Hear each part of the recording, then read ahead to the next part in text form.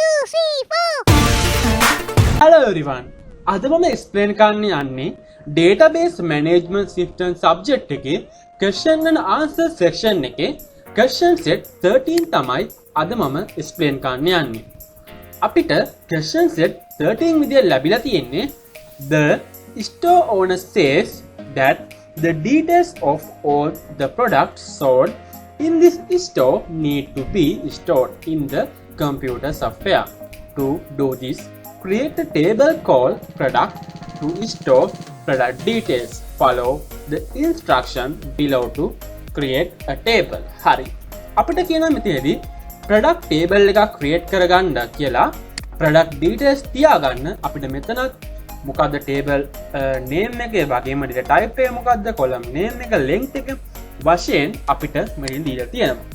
අපිට second question එක වෙන්නේ the owner of the shop says that he wants to enter the information of all the bills paid by the suppliers into the computer software. To do this, create a table name GRN. Follow the instruction given when creating. අපිට කියනවා table එකක් create කරගන්න කියලා GRN කියලා name එක තියෙන. ඒ කියන්නේ suppliers ලා දෙන ඒ කියන්නේ ඒ bill ඒ හැමදේම තියාගන්න GRN කියලා table එකක් create කරගන්න කියලා තියෙනවා. අපිට මොකද්ද column name වලට එන්නෝ names ඒ වගේම data type එක ඒ වගේම අපිට length එක මෙතනින් දීලා තියෙනවා.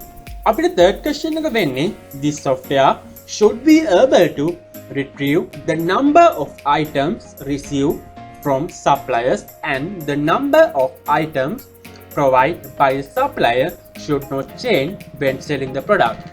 Your team suggests creating a separate stock table for this issue.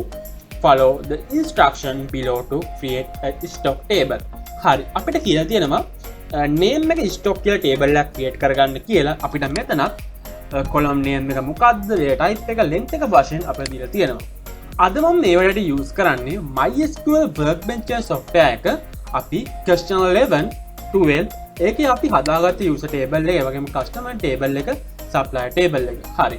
මම මේ ER diagram එකෙම අපිට කියලා තියෙන්නේ product කියලා table එක හදාගන්න කියලා. හරි. මම මෙතන table මත click කරනවා. හරි. මම ඒකට name එක දෙනවා product කියලා.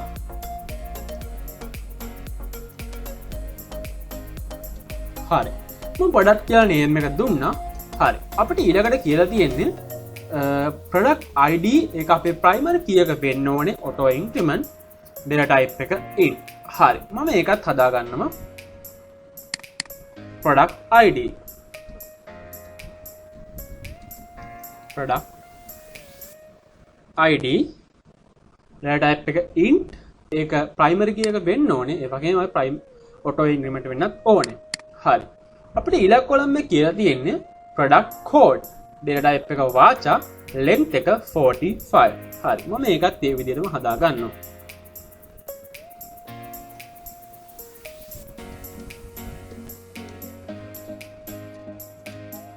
හරි. data type එක වාචා length එක 45. අපිට ඊළඟට කියලා තියෙන්නේ product name වාචා length එක 45. හරි. මම මේකත් create කරගන්නවා.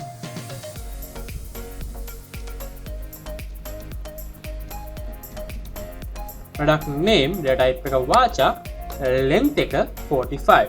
හරි. මම ඒකත් create කරගත්තා. මම මෙතනින් මේ close කරගන්නවා. හරි.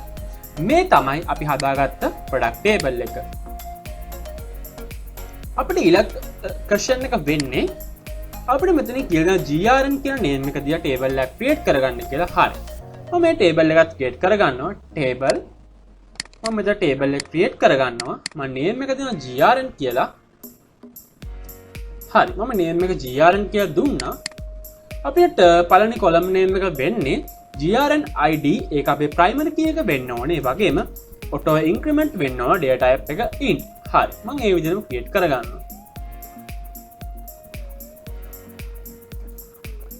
GRN ID data type එක in ඒක අපේ primary key එක වෙන්න ඕනේ. ඒ වගේම auto increment වෙන්නත් ඕනේ. හරි. අපිට ඊළඟ column එක වෙන්නේ date data type එක ඇවිල්ලා date. හරි. මම මේක ඒ විදිහටම create කරගන්නවා.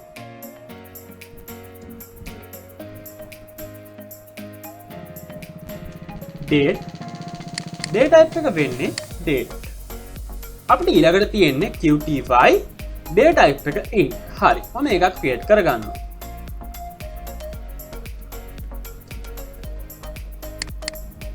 data type එක int. හරි. මම ඒකත් create කරගත්තා. අපිට ඊළඟට කියලා තියෙන්නේ unit price data type එක double. හරි. මම ඒකත් create කරගන්නවා.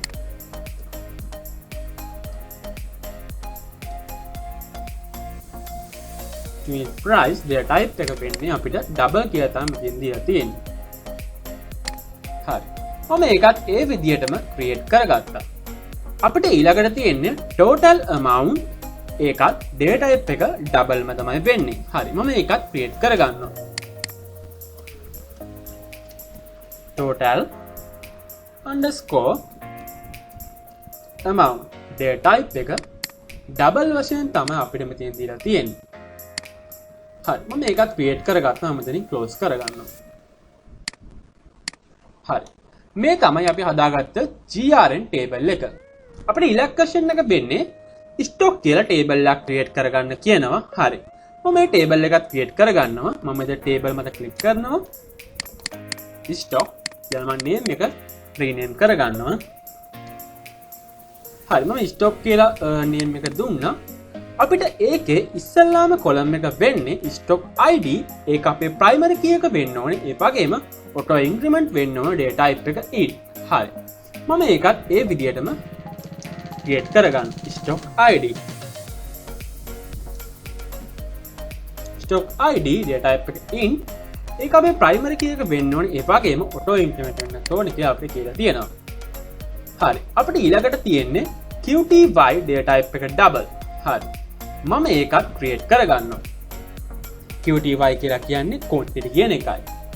හරි. මෙතන මම double කියලා data type එක දෙනවා. හරි. අපිට ඊළඟට කියලා තියෙන්නේ selling price data type එක double. මම ඒකත් ඒ විදිහටම type කරගන්නවා. underscore price ඒක data type එක වෙන්නේ double. මම ඒකත් create කරගන්නවා. හරි. මම double කියලා data type එක දුන්නා. හරි.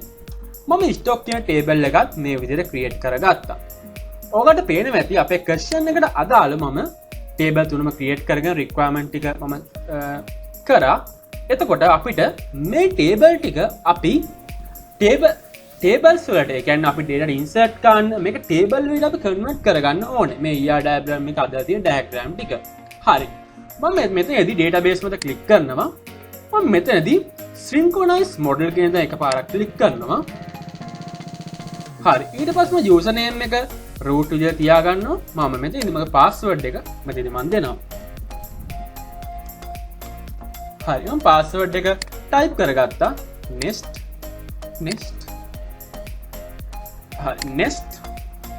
mydb next ඔයාලට පේනවා ඇති අපි product gr stock table එක තමයි දැන් table එකට convert වෙන්නේ කියලා මෙතන අපිට view වෙනවා. හරි. මම execute මත click කරනවා. හරි. close කරගන්න. මම මේක table ටිකම බලා ගන්නවා MySQL software එකෙන් මම ඔයාලට පෙන්නන්නම්. හරි. ඔයාලට බලා ගන්න පුළුවන්. හරි. මේ තමයි අපි create කරගත්තේ Nest Mobile TV කියන එක. හරි. ඔකට බලා ගන්න පුළුවන් මේ තමයි අපේ product table එක. එතකොට මේ තමයි අපේ stock table එක. එතකොට මේ තමයි අපේ grn table එක අපි create කරගත්තේ. හරි. අපිට question set 13 විදියට මෙන්න මේ sub question තුන තමයි අපිට දීලා තියෙන්නේ. හරි. මේ තමයි මගේ question set 13. Thanks for watching.